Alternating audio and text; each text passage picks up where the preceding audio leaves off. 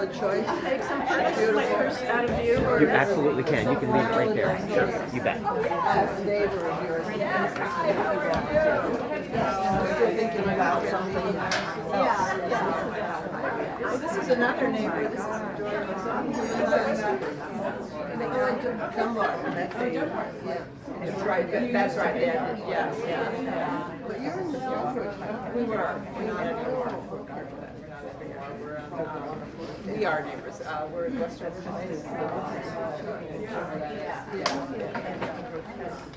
So you got out of Georgia. Did get out of Georgia. I don't regret it. No. You looked around. It was just, I mean, she was just showing us we were on cue. Yes, I got him from COVID 12. There was video. For the website. Yeah, she was doing that. No, you're absolutely right. And also, interesting how the younger generation has so because we were doing Zoom, that's what I saw. Hello. Thank you. You suck at the Compliment today. I think it's because it's silver. Yeah. Oh. You know, Well, we need these kids.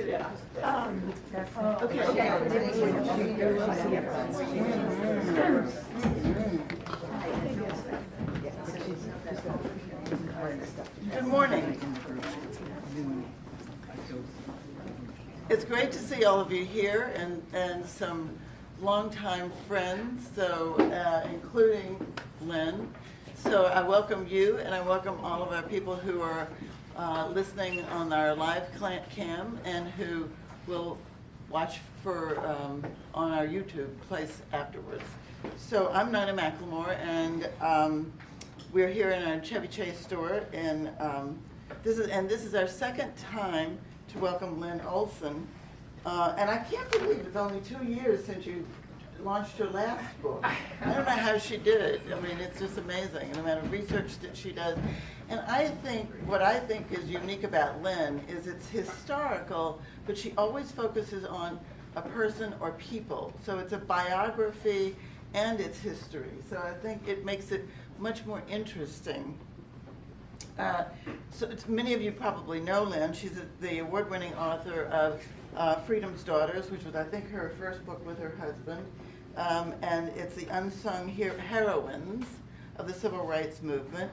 She's written extensively on World War II, and the key players in World War II, including Citizens of London, Last Hope Island, and Those Angry Days. And her most recent book was Madame Fourcade's War, and if you haven't read it, you've really got to read it.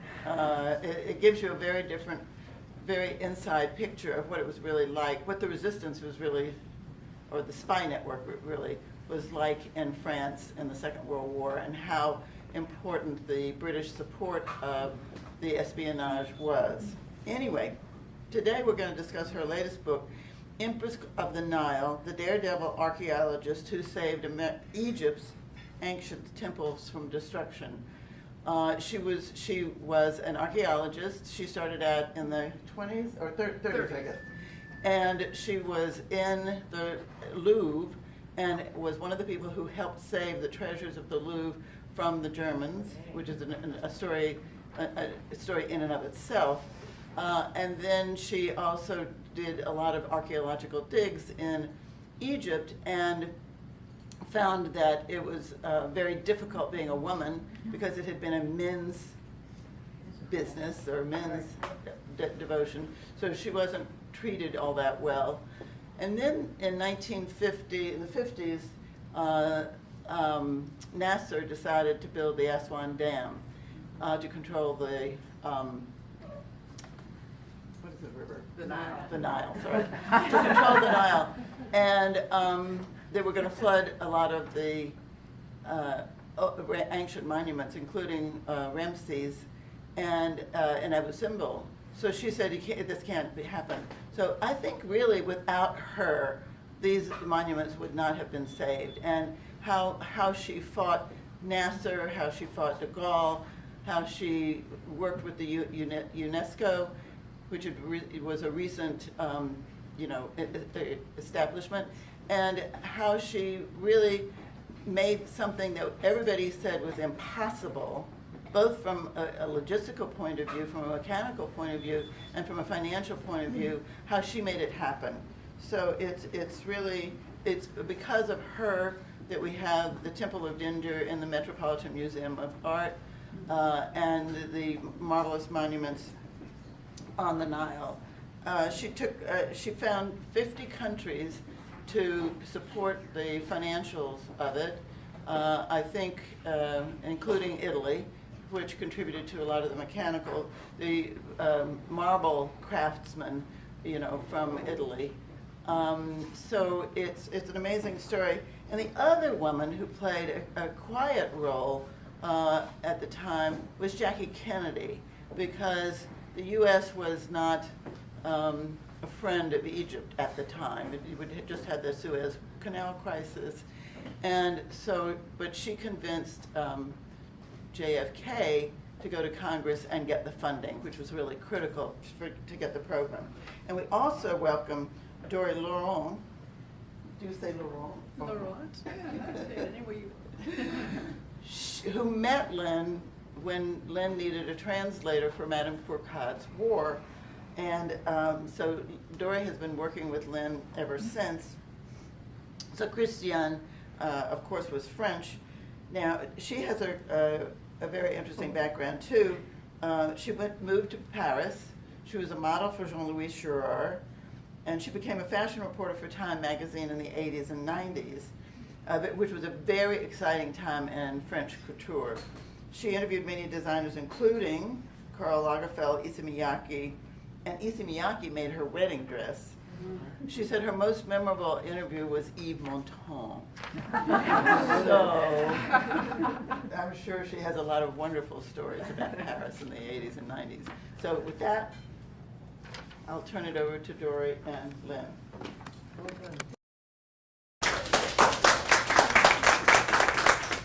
Thank you so much, Nina. Nina has basically told you everything about the book, so I don't think there's anything that we can add. No, that was a brilliant introduction. Thank you so much. So what we're going to do, Dory and I have been working together, as Nina said, for now, God only knows how long it's been. 5 years, 5 or 6 years.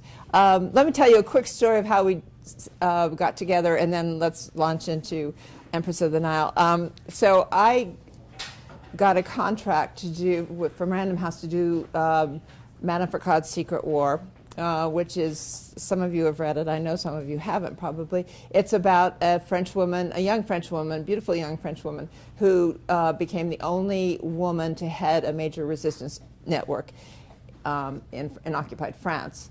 So I get this contract, and I've done a lot of research, but I have one really severe problem in that I don't speak French. So I put a notice in our community listserv. We both live in Wesley Heights, and asking if anybody who spoke French could perhaps help me. And I got about, 7 or 8 replies, but the first one came from Dory. And I had never met her. And as it turned out, not only was she a journalist, as I was at one point, and had spent 25 years in France, but we're neighbors. We literally live in a compound of townhouses, Westover Place, right off Massachusetts. And literally maybe 30 seconds, a minute maybe, by walking. So that was the beginning of, as Humphrey Bogart said in Casablanca, a remarkable friendship or whatever. So we have been working together since then, first on Madame Fourcade, and then now on Empress of the Nile. And I am just about to sign a contract for a new book, also about the French Resistance, so we'll be working on a third book together very soon. So with that, what we're going to do is basically just talk a little bit about Empress of the Nile. Dory's going to ask some questions. She's going to be part of it later on. And then Nina has some questions that she wants to ask. So, Dory? Good morning. Hi everyone, I'm so happy to be here again. This is our second time here with Nina, and we got to come in here after Lynne's book. She just was talking about Madame Foucault. So a couple of years I guess it was in the summer of 2021 during COVID.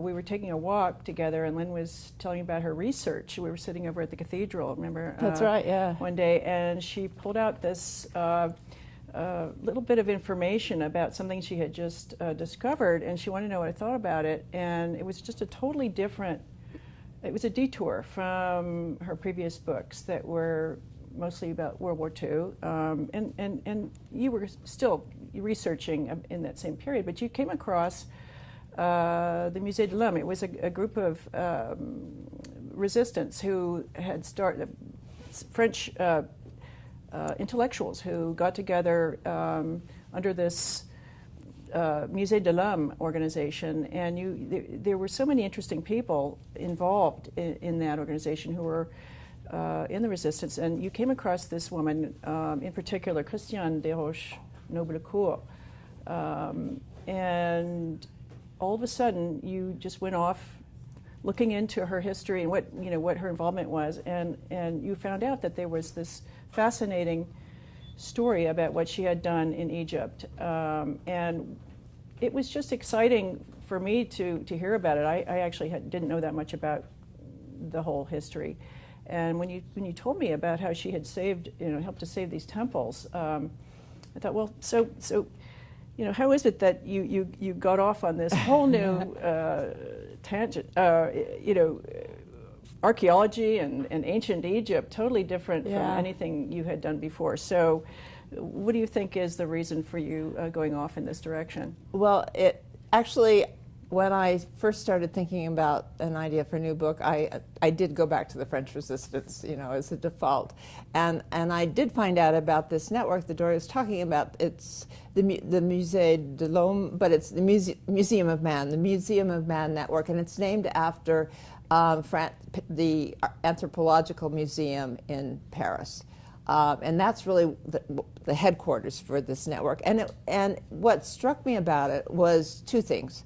I've done a lot of research on the French Resistance, but this network, it was the first organized network in Paris after the German occupation. So the Germans occupied the country in June of 1940, and this network really basically started just a month or so later. It was very early. Nobody in France, or virtually nobody in France, was considering resistance. That was the last thing they were thinking about. They were still struggling with the shock of being occupied by the Germans, which nobody had expected. And basically the main goal of pretty much everybody in France was just to be able to survive. And what that meant was to keep your head down and not do anything to rile the Germans. But this group felt the opposite. And so that was obviously unusual. The second thing was, as Dory said, this is basically a group of intellectuals.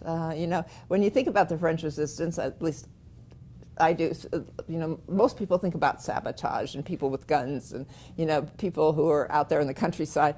These were ivory tower types. These were anthropologists, they were archaeologists, they were museum directors, they were writers. They had never done anything like this before.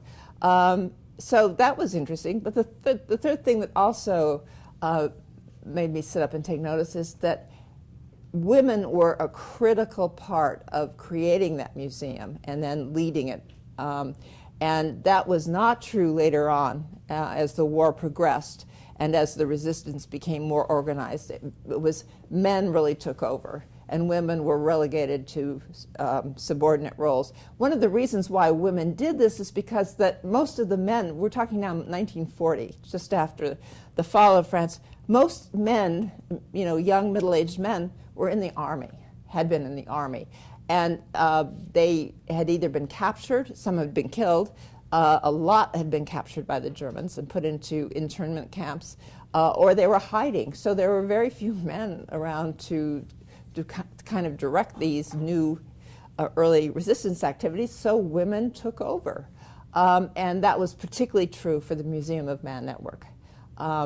There were a number of women who played key roles. So I was doing research, preliminary, reading everything I could about this network. And then I came across a young woman who played a role, not a major role. I mean, she was not a leader. She was only in her 20s, and that was Christiane de Roche. She was the acting curator of Egyptian antiquities at the Louvre at that time. And so during the week, she was at the Louvre. The Louvre did not close during the war, it was open. She was at the Louvre, and then at night and on weekends, she was in the resistance, risking her life. And I thought that was really interesting.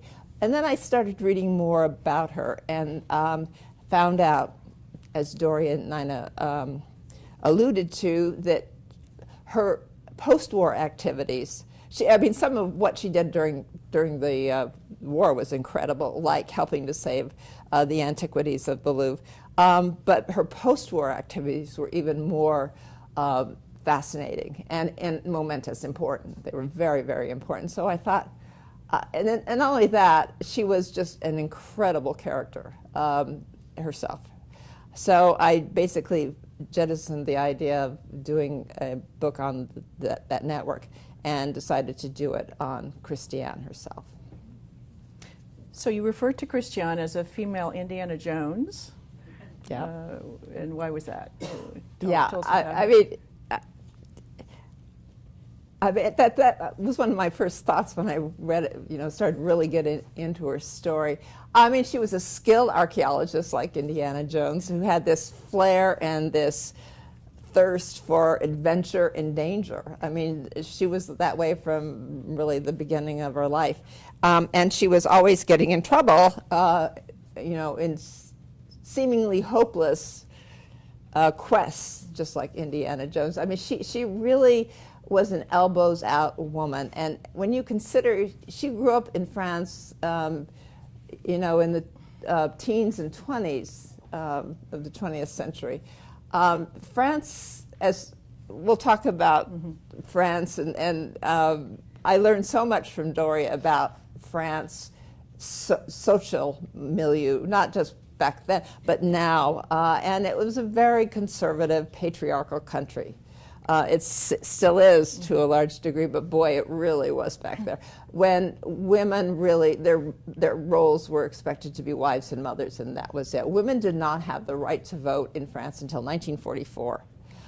So when she was growing up, she didn't have the right to vote or hold property. And women were really the property of their husbands or whatever male relatives they had.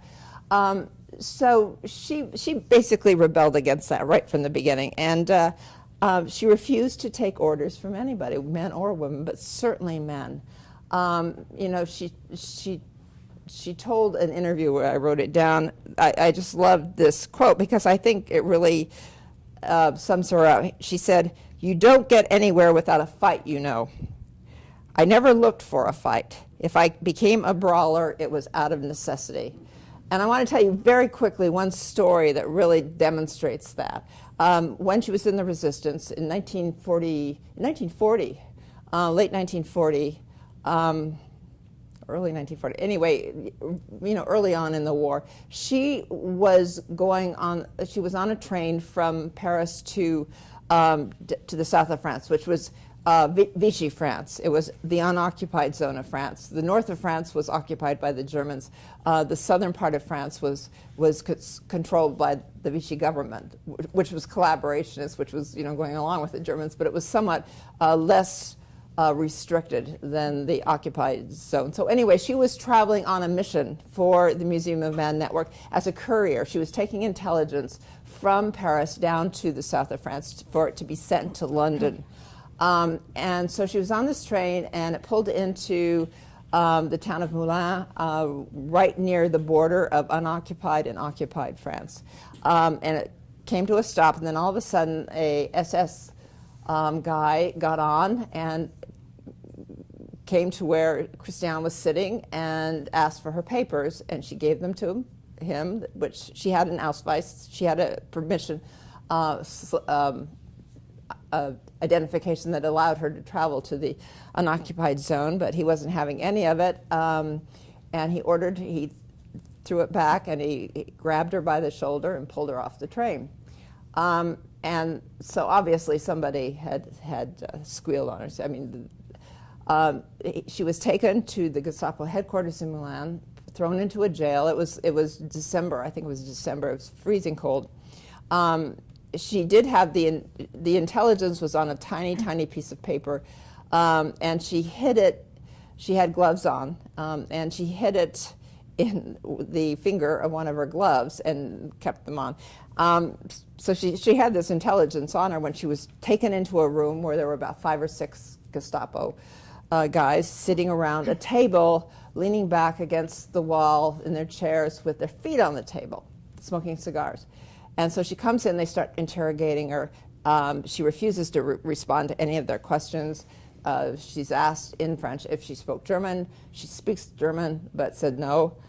She said later she wasn't about to give them any satisfaction, period. And so they keep questioning her. She keeps responding, refusing to answer the questions. And as this goes on, she gets more and more angry about this, because she's all her life, I mean, she's in her mid-20s here.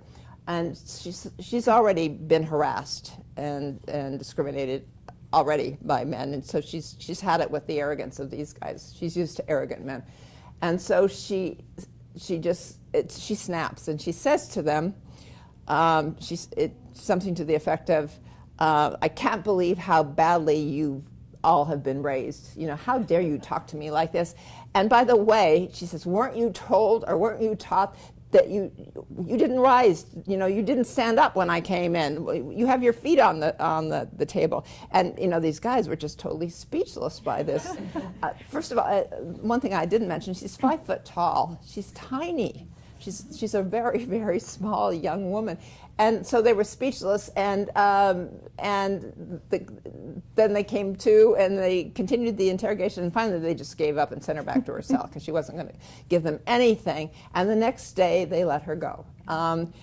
It was because they didn't have evidence, and they searched her. She had a full body search, but for some reason they didn't make her take off her gloves, so she still had the intelligence in her glove.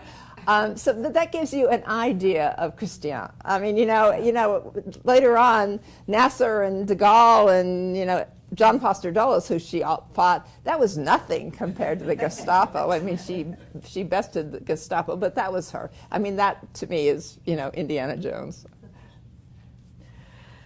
Well, also, just want to mention it was her upbringing too, don't you think, with her parents who were humanists? Yes, and her yeah. mother had been educated that's a at the good Sorbonne. point. Yeah. So she grew up in a family that was. Also, her grandfather took her to see the obelisk at Place la Concorde when she was little, and took her to the Louvre. Yeah. And so I think it was also her family that contributed to her. Oh, her, absolutely. There's no question. Having, you know, that self-confidence. No, absolutely. Yeah, she had an extremely unusual upbringing. She was from the upper middle class of Paris. Her father was a lawyer. Her mother was one of the very few women who had graduated from college at that point. And they raised her and her brother. They raised her to believe that she was just as good as her brother, that she could do anything her brother did, that really the world was hers. You know, whatever she decided to do, they were going to back her, and that was just unheard of for the most part. She also went to one of the top lycées, high schools for girls in Paris. You know, Doria's told me, you know, especially back then, young women from her background usually went to convent schools. You know, they were taught by nuns to be, you know, what society wanted them to be. And she went to this. It was the Lycée Molière, and lots of, you know, very, very famous women went there. Famous because on their own, you know, they became the first doctor in France, or they became, you know, they were real, you know, seminal figures among women in terms of careers. They also had a very, very well-known philosophy teacher who didn't last very long, and that was Simone de Beauvoir, who was fired after, I think, I don't know, a year for seducing her students. So, but it was a hotbed of intellectual ferment for young women. And her parents, as I said, really encouraged her to do whatever she wanted. And she already, she had enormous energy, enormous enthusiasm. Her brother, included her, when in his circle of friends. So she was raised around boys all the time who treated her the same as they treated their male friends. And so she had no real idea that it was different. And she went to a school that encouraged independence too. So, when she got out into the real world being when she started going to, to college, that's where she found out, how difficult it could be. And her male counterparts in college were not. Yeah, nice to her. The discrimination started right from the beginning. Nina mentioned, archaeology, and especially Egyptology, the study of ancient Egypt, was truly a men's club, a boys' club. And it really didn't start changing. And it wasn't just France. It was in England. It was in the U.S. It was I don't know if any of you have, this is a total diversion, but I'm blanking on her name. The woman who wrote about Amelia Peabody, her real name was Barbara. Have any of you read the Amelia Peabody books? Elizabeth Peters, thank you. Amelia Peabody is a wonderful series of books about a Victorian female archaeologist. They're fantastic. They are so funny, but they are so true to life because the woman who wrote them, Elizabeth Peters, that's really not her real name is Barbara, again, blanking. She was an archaeologist. She went to the University of Chicago, which is the leading school of archaeology in the country, and graduated in 1950, but couldn't get a job because she was a woman. And so she decided, okay, and then she started writing these books and made a hell of a lot more money than she would have as an archaeologist, and actually got to use her knowledge. But that was true all over the world. Women were not. They could get a degree in it, but they were not welcome, to put it mildly. And Christiane certainly was not welcome. She was the only girl, the only young woman in her classes at the École du Louvre, which is the art school of the Louvre, in archaeology. And the same was true. She took archaeology classes or classes related in other institutes of higher education and was treated the same way. They shunned her. At one point, she says in her memoir, they wrote scurrilous anonymous letters about her to her acquaintances, even to her parents about, she never says in her memoir what exactly they said about her, but apparently it was really bad. Huh? She didn't want to name names. And she didn't name names, but she took great umbrage at this. Even at the end of her life, she was still so angry. Yeah. But go ahead. I think that sort of fed her resolve too. That absolutely. I'm not going to let them do this Absolutely. to me. And then she was brilliant, and of course that irritated them even more. And you got to remember, Egyptology, archaeology, but Egyptology is a very, very, very small club. There aren't that many people even today in it, and so in France, everybody was a rival. If you were brilliant, and if you were a woman, boy, they certainly didn't want you. So they did everything they could to make life hell for her, including in 1935, she became the first female fellow at the the French Institute of Archaeology? French Institute of IFAO, Oriental Archaeology, which is a top research center of ancient Egypt in Cairo. And so she became the first woman fellow there.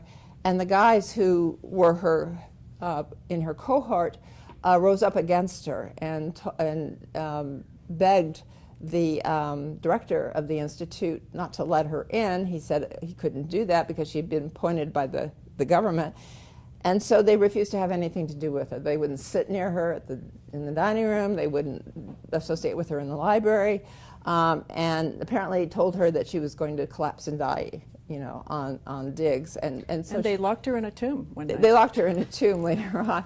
So, I mean, you can see, what she was facing. And to have the fortitude to put up with she didn't put up with it, to fight back. She already had, that kind of mettle that she needed when she finally got involved in the 1950s in saving the temples. So can you tell us more about her campaign to save the Egyptian temples?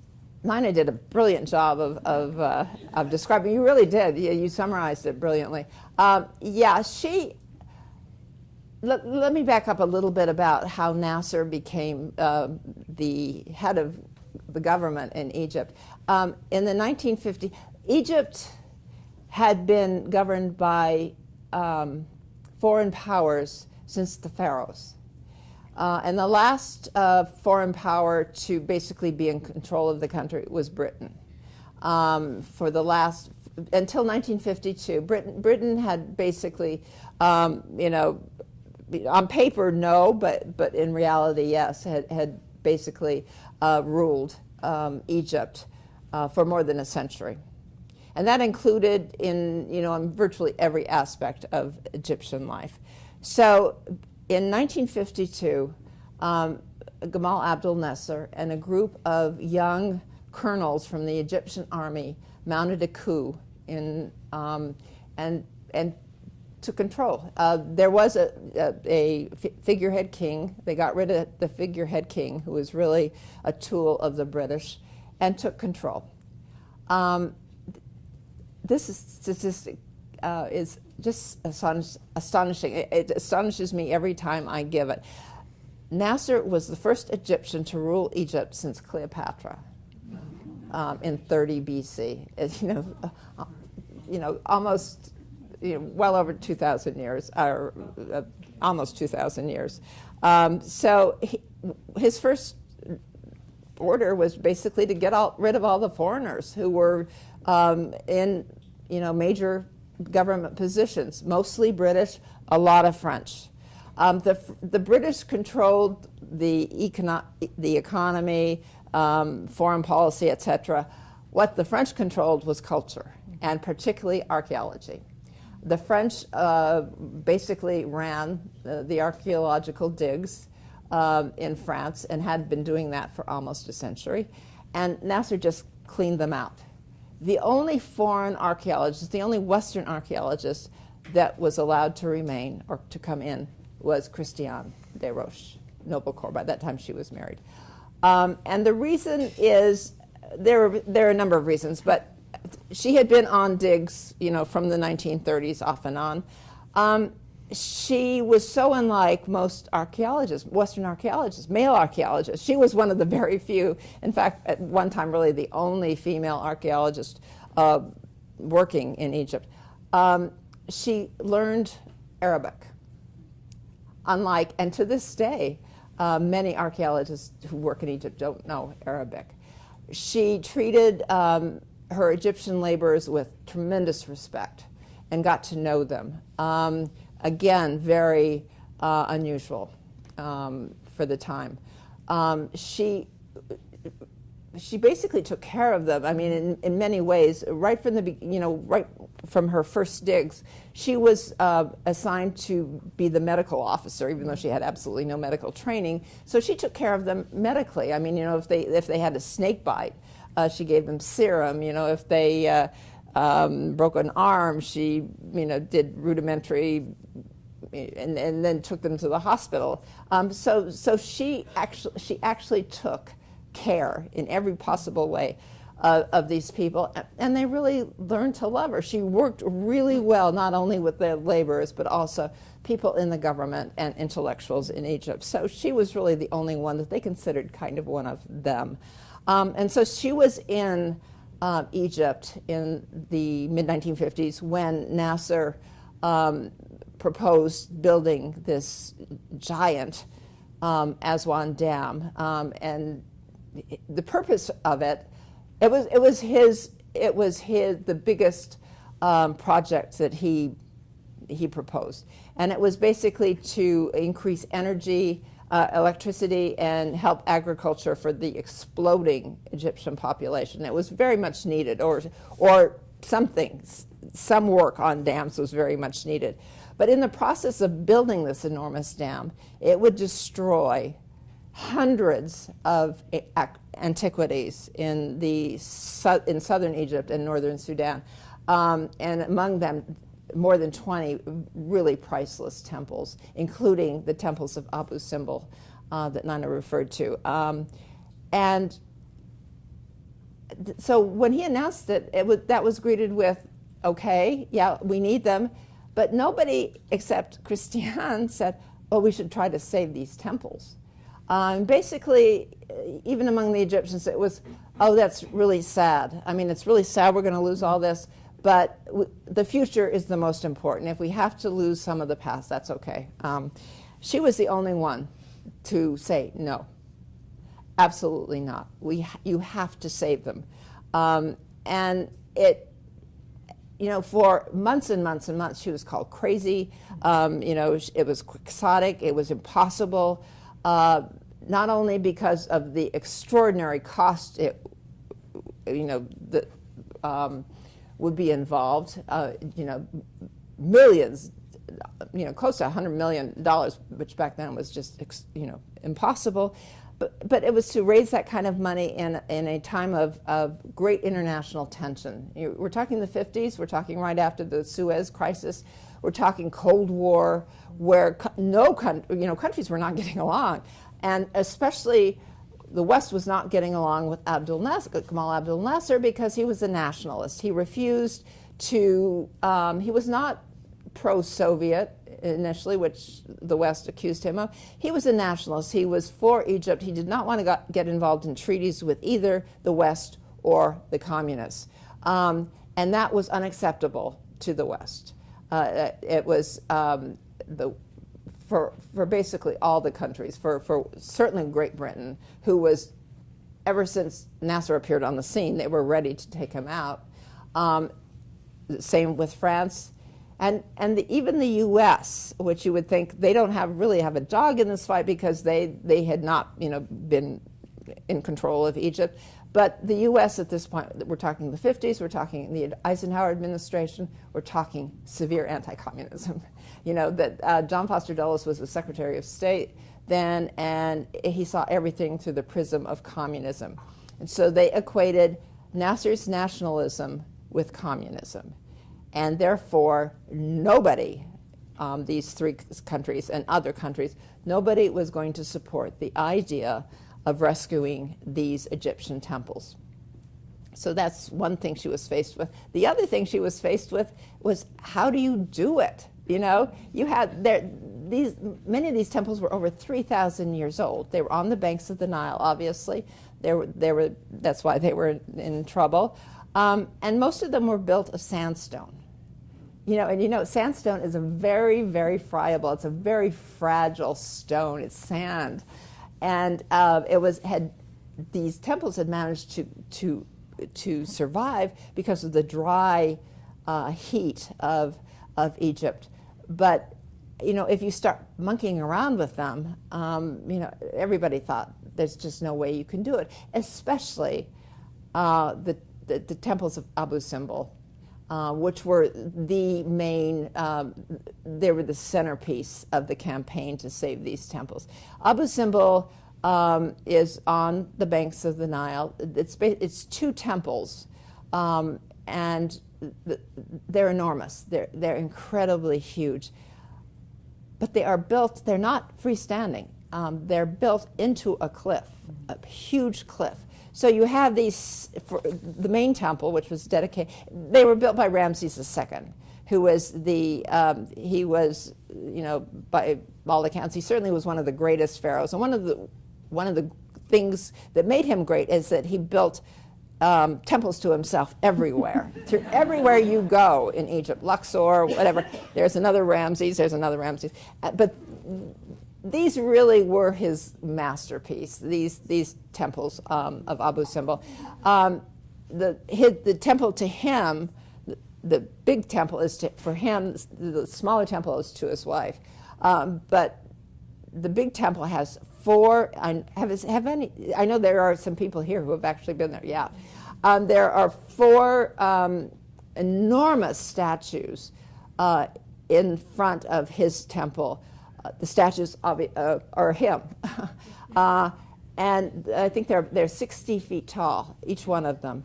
And then behind those statues is the entrance to the temple. You have to go in. It's in the cliff.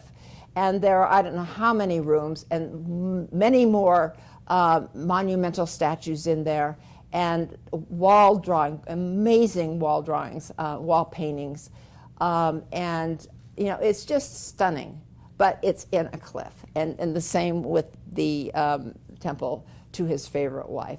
So that's what they were facing. How in the world do you do that? How in the world do you save these?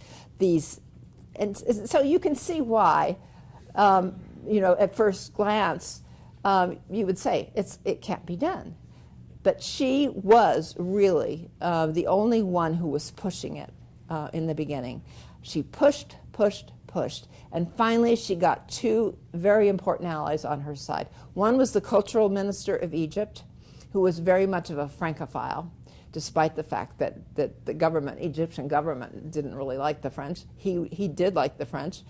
And the second was the head of UNESCO, which, as Nina pointed out, had only recently been created, only, you know, within the 9 years before, 8 years before. So these two allies of Christiane were the ones who really organized this international campaign to save the temples. And I go into great detail in the book about how difficult that was in every possible way. And Nina was right. Without her, they would never have been saved. They would all be at the bottom of Lake Nasser right now. She was the spark plug. She was the one that kept pushing.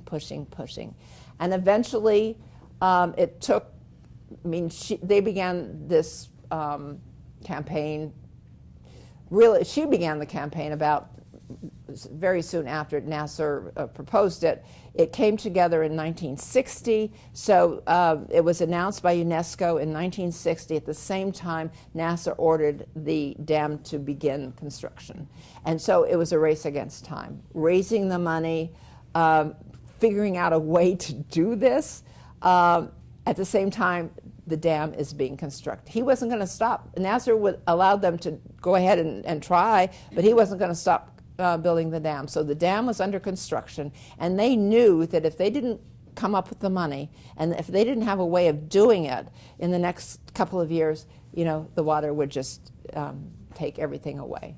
And they managed to do it. And it's just, you know, when you think, it's just the most amazing thing. How in the world they could have done it, but they did. They pulled together this campaign, pulled together 50 countries eventually to provide money, and they did it. And they also got teams of archaeologists, teams of engineers, other workers from all over the world who came to Egypt to work on these various projects. Obviously, it wasn't just Abu Simbel, a number of other temples.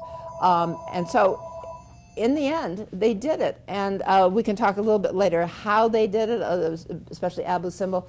But you know, she was really, as I said, the spark plug. Without her, it would never have been done. So it was an amazing accomplishment on the part of these engineers who came together. Right. And it was the thing that I found inspiring is the way they did come together, the way the whole world almost came together for a project that was, you know, about culture. It was about Right. saving art, saving Right. beauty. It was. And not about, it was just sort of an example of, I wish we did it more often. Well, exactly. Yeah, I mean, but one thing she said, and it really led, all of you are familiar probably with the UNESCO World Heritage, their project. And she said, there were other people who also were saying this, but she basically said, look, we're not talking, don't belong to Egypt. That's what, she kept getting the criticism, well, why do you care? You're not Egyptian, they don't, they're not your temples. And she said, yes, they are, and they're yours, and they're everybody's. These astonishing antiquities don't belong to Egypt, they belong to humanity, they belong to the world. And that idea is, the UNESCO took it and ran with it. And that's the whole, the cornerstone of their World Heritage Project. All these antiquities that they have saved or helped to save, the feeling is that they belong to the world. They don't belong to the particular countries that they happen to be in. one of the great stories in your book has to do with the fact that she did take it personally as a French woman and decided that she was going to personally vouch for France's contribution, and then she got in trouble with de Gaulle. I'll do that. Tell the story because we have a couple more things to talk about. Yeah, this is not Abu Simbel. This is another smaller temple called Amada that they were meeting about, a bunch of engineers and archaeologists, and basically said, well, we can't really save it the way, basically most of the temples were cut up into sections and moved. But Amada couldn't be done to it because it was, what made it special is all the amazing wall drawing paintings inside the temple, and that if they did that, they would ruin the temple. And so they said, well, this one we might not be able to save. And Christiane said it was like hearing, like being a mother hearing she was about to lose her child. And she said, oh, no, you can't do that. And she said, just on the spur of the moment, France will pay for it. And the other people at the meeting looked at her and said, well, France has already agreed to give X million francs. And she said, this is on top of that. And they didn't even know how it could be done.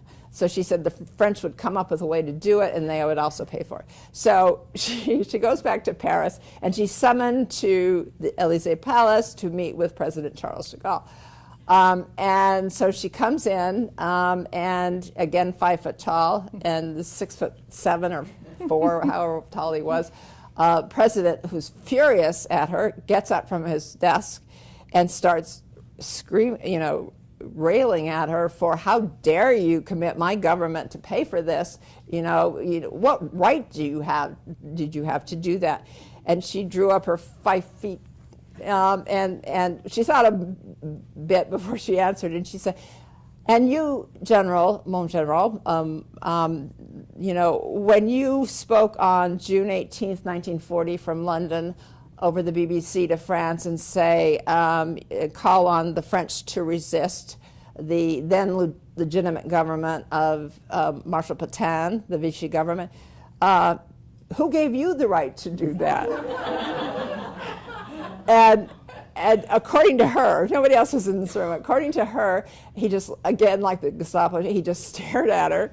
And then he did something very unusual for de Gaulle. He burst into laughter. And he did authorize the payment. And after that, they became friends. Dory found in the archives, the French archives, a wonderful handwritten note from de Gaulle to Christiane that he wrote in the 1960s. He still was president, about a book that she had written on Tutankhamun, the first real study of Tutankhamun.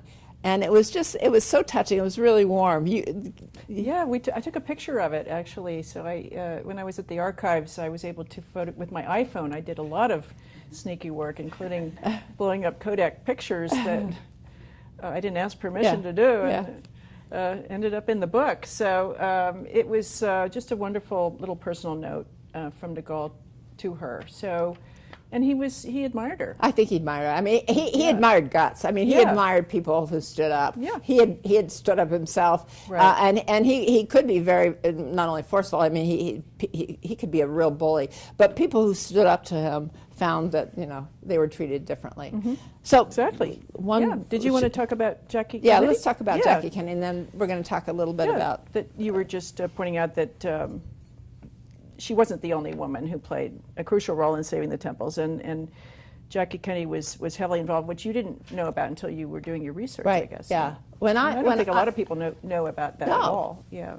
When I got the contract to do this book, I had no idea. As I started doing my research, all of a sudden I discovered that if it hadn't been for, there were two women involved in this, Christiane obviously, and Jacqueline Kennedy, but if it hadn't been for Jacqueline Kennedy, Abu Simbel would not have been saved. And the reason is that, going back to what I said about the Eisenhower administration being very much against helping Nasser, in order to, Abu Simbel obviously would have cost the most money of any of what they were doing. They needed the help of the U.S. government. And if they didn't get the help of the U.S. government, it wouldn't have been done. And the Eisenhower administration refused to give any money at all. But then in November 1960, John Kennedy is elected. And very soon after he took office, it became a crisis. I mean, if the Abu Simbel campaign did not get X million amount of dollars from the U.S., it was over. And so Jacqueline Kennedy, behind the scenes, pressured her husband to give that money. She did, there was absolutely no publicity about this. She didn't want any publicity. She had always been very much interested in historic preservation ever since she studied in Paris, as in her junior year abroad. And she knew a lot about what was going on with this campaign. And she went to her husband and said, it's absolutely essential that it be saved. And really, in the nick of time, he made a speech saying, we do have to save them. And he persuaded Congress to authorize the money to do so. So without her, it wouldn't have been done. He would never have done it. And he died, obviously, in 1963. The Egyptians, to thank the Kennedys, were going to give them a temple, one of the smaller temples that had been saved. And Jackie, I think even before JFK died, they had decided on the Temple of Dendur. Dendur was one of the smaller temples that was saved. And then he dies, and nothing happens. And finally, Egypt is ready to send the Temple of Dendur, in pieces, obviously, to the U.S. And Lyndon Johnson is now president, and he decides, Jackie and Jack Kennedy wanted it to be in London. They wanted it to go to the Smithsonian. They wanted it to be on the banks of the Potomac, just like it had been on the Nile. So Lyndon Johnson was president, and he didn't have any. He decided he was going to throw it open and allow every state or city to apply. So it was called the Dendur Derby. I mean, that's what journalists called it. And a whole bunch of cities applied. Cairo, Illinois, because it was named Cairo. Anyway, so a lot of cities applied. Everybody still expected the Smithsonian and Washington to get it until Thomas Hoving, the director of the Metropolitan Museum of Art, got involved. Hoving did not want this temple. He was approached by the curator of Egyptian antiquities at the Met, who did want the temple. Hoving said it would cost too much to set it up. In fact, it wasn't even all that old. It was built by the Romans, before the birth of Christ. And the curator said, well, you're not going to get a temple that looks like this ever. You're not going to get it's a beautiful, beautiful temple. And so Hoving still didn't want it, and then he found out the Smithsonian wanted it. And so the Smithsonian and the Met have always been like this. Not the National Gallery and the Met have always been like this. They've always, they're huge rivals. And so Hovind basically decided, okay, we're going to go after it. And Jackie Kennedy led the charge for the Smithsonian. Hoving led the charge for the Met. He produced these gorgeous illustrations, architect, renderings about what it would look like if it was enclosed in a glass case, a glass box. He had no idea how that was going to happen, but he knew that it was, these were stunning. And he won. They got it. The Met got it. And Jackie Kennedy was absolutely furious. She was just not only furious, but she was heartbroken because she really wanted it. She saw it as a memorial to her dead husband, and she really wanted it in Washington. And the kicker of this story is that, after he died and she lived here in Washington for a while, then she bought a penthouse apartment in New York on Fifth Avenue right across from the Met.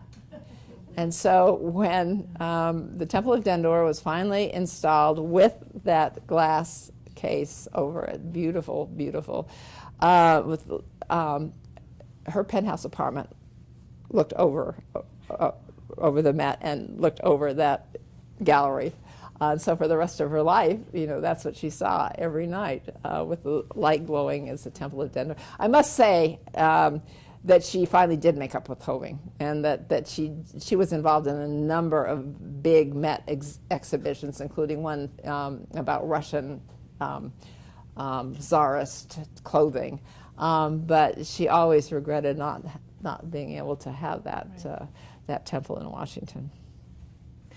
So do you want to talk about the research a little bit? Or Yeah, a little bit. I don't want know how we are on time. Nina wants to ask a few questions, I think. No, we don't really have a cutoff, but it's we have about 10 more minutes. Okay, very quickly, and then I want to talk, get Nina's questions. I just thought it would be interesting a little bit to talk about how we did the research together. As I said, this is very unusual for me. I mean, I've never hired a researcher. I've always done my own research. I just don't. The very first person I've ever worked with is Dory, so it was fabulous for me in so many ways. And one of the ways, I mean, we really worked together doing research. And she's a former journalist. I'm a former journalist. We think alike, but her education of me about France, and I got so much for both of these books from you about what the French people are like, what society is like, etc. And I thought maybe just for a couple minutes you could talk about that. Well, how lucky am I that I got to work with Lynne all these years about these fascinating French women. And hopefully we will continue to do so. So it's just been a fantastic way for me to use some of my knowledge of, living in France for all the years I did, 25 years, married a Frenchman, and raised my daughters there. So I had a lot of experience with, and also interviewing people in France. Interviewed a lot of people for Time magazine there at the Paris bureau. I was there for 15 years in the bureau, mostly in fashion, mostly designers and actors and people that the style section covered. But it's the first time I've ever done this kind of research, thanks to Lynne. So for me, it was fascinating to do the research for both of these books. And I went to the National Archives in Paris during COVID. It was in October of 2021. This whole book was written during COVID. That's right. So it was difficult for us to actually find people to interview for this, because not a lot of people wanted to talk about Christiane, for one thing. That was a challenge. Yeah, yeah. I think there were a lot of people who were jealous of her. She was a very strong-willed woman. She didn't have the greatest reputation on a personal level because of it, but she was just so successful. She wrote many, many books. She was a best-selling author. She changed, I think, she had an enormous influence on the young people in France and their interest in Egypt and Egyptology and they continue to teach it in the schools, in the public schools there. We did interview one woman who did a fascinating interview with Christiane when she was quite old, and she went to visit her in her home. So it was a very personal interview where she was able to ask her kind of personal questions. We couldn't find a lot of personal information about her, including about her family life, her husband. She had a son, but there was really not a lot of information about that. She just worked very hard, and most of the research that we found was just, about her work. Yeah. She was a very hardworking woman. When she wrote books, she wrote huge books, to the end of her life. I don't know how many books she wrote. I mean, I can't even remember. I know, she was still writing books when she died. She died when she was 97 in 2011, and she's still working. So, I have 2 questions to Yeah. ask you. I'm going to move over here so I can be heard. You can answer either one of them. The first one is more political. And since you've written about World War II and the people who influenced public opinion or influenced the war, the first one is Nasser is the first president. He's a nationalist. He kicks out the British. He takes over the Suez Canal, which was a major international contention. So if the U.S. and also you have to remember that we're now in 1950s and Israel is a state. right. Okay, and you've got the conflict between Egypt and Israel. So if the U.S. had a different policy and we had supported Egypt, would the whole Middle Eastern situation would that have been an inflection point that would have changed that? Now that's the first question. The second question is, I think everybody would be interested if they don't know, is how did the art in the Louvre actually get saved? It's fascinating. If you've been to France or whatever it is, the Loire Valley, how did that get saved? So you can answer that. Well, let me take the second one first, and if we have any time after that, the first. Basically, before the war began, the director of the Louvre, who was an astonishing guy, basically had a blueprint for. He wanted to get all the treasures of the Louvre out of the Louvre before the Germans were going to invade, and he was sure the Germans were going to invade. So he already had a blueprint. So 2 days before the war began, they closed the Louvre. He brought in, all the workers of the Louvre, all the people who work for the Louvre, but he also brought in furniture moving people, etc. They packed up virtually every important piece of art in the Louvre, from the Mona Lisa on down. And we're talking about something, I'm sure most of you have been there. We're talking, the paintings that take up the whole wall, those went. The Venus de Milo did not go, but a lot of other sculptures went. What's the Pharaoh? No, the one on oh God, yes. Yeah, the Winged Victory. That went. Can you imagine that they did all this within, I think, 5 days, and then this was even before the Germans started marching into France. They brought trucks and they moved all of this, all of these treasures to chateaus in the Loire Valley to protect them, and they stored them there. It's an exciting, I can't do it justice, but so anyway, they got it all out, and then all of a sudden the Germans started coming and they started moving very fast across France. So a second time, they sent trucks with curators like Christiane and to the chateaus in the Loire Valley and moved much of the artwork to chateaus down in the south of France, closer to Spain, to get them really out of the way. So Christiane was involved in that second migration. She basically went to get all the Egyptian treasures from where they were in the Loire Valley. She had 2 trucks. That's all they had at that point. And it took her 3 trips of 500 miles each way. Well, it's really 1,000 altogether. To the chateau, taking it down to the other chateau. Meanwhile, people are pouring out of Paris and other French cities, heading, panicked, heading toward the south. So these trucks are, the roads are just clogged, and so they're trying to make their way. I mean, you have German planes diving down and bombing. But she managed to do it. Again, she's 27 years old, and so she's in charge. And so you get an inkling of what this young woman was like, and she managed to do it. But it's an extraordinary story. And for the rest of the war, these art works were stored all over the South. And meanwhile, while the director is trying desperately to keep Hitler from taking them, because that's basically Hitler and Goering were trying very much to get most of that artwork back to Germany. And most of, I think they lost a couple of major pieces, but most of it stayed. And it came back right after the war. All this artwork came, and they didn't lose any major piece at all. It was just an incredible, and I don't think enough attention has been given to it. It's a great story. Do we have time for the?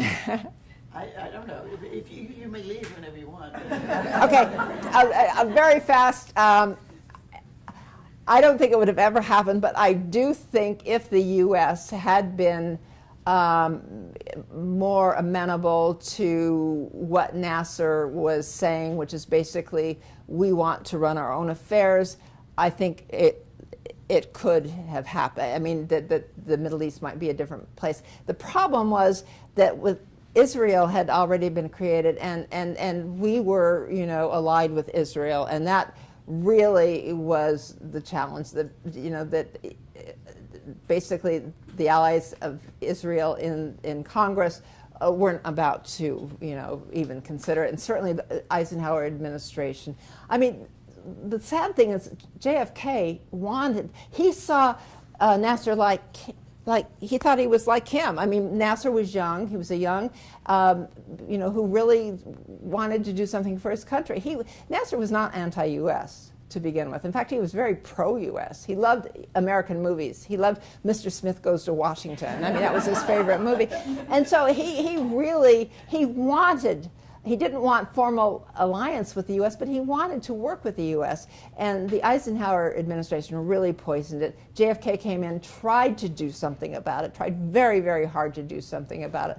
But Israel had so many allies in Congress that it was impossible for him to do it. And that's, JFK, I think, is the saddest story, because I think he really could have done something, but it was just impossible, I think, with Israel being so important to us at that point. Well, we thank Lynne. Yeah. We've learned a lot about a lot of different parts of this whole story, so I hope you will enjoy the book. I'm sure you will enjoy the book.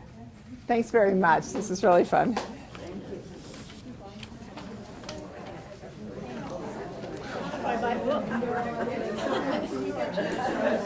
Oh yeah, sure. Okay. I just went to Egypt last December. Yeah. Oh, wonderful. And you went to Abu Simbel, huh? Yes. Yeah. You know who their favorite president is of the Egyptians?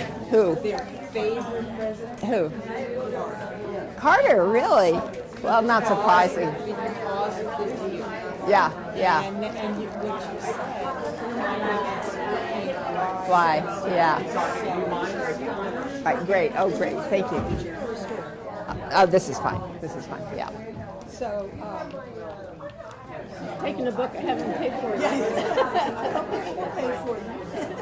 Where do we pay for them?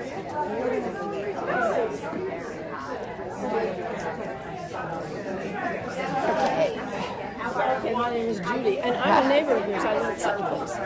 Oh, really? Oh, yeah. I have to get on that list. Actually, it's become, I don't know, it's next door, and it's gotten really bad. The listserv that I use to get Is it Judy? Yes. Do you need to take I this was off? just, yeah. Okay. just so that we don't get any extraneous audio Okay. coming through, and we'll keep these conversations private. Yeah, okay. Yeah, You can erase that. yeah, of course. Sorry to interrupt. Thank you very much. Very interesting. Thank you. Yes, ma'am.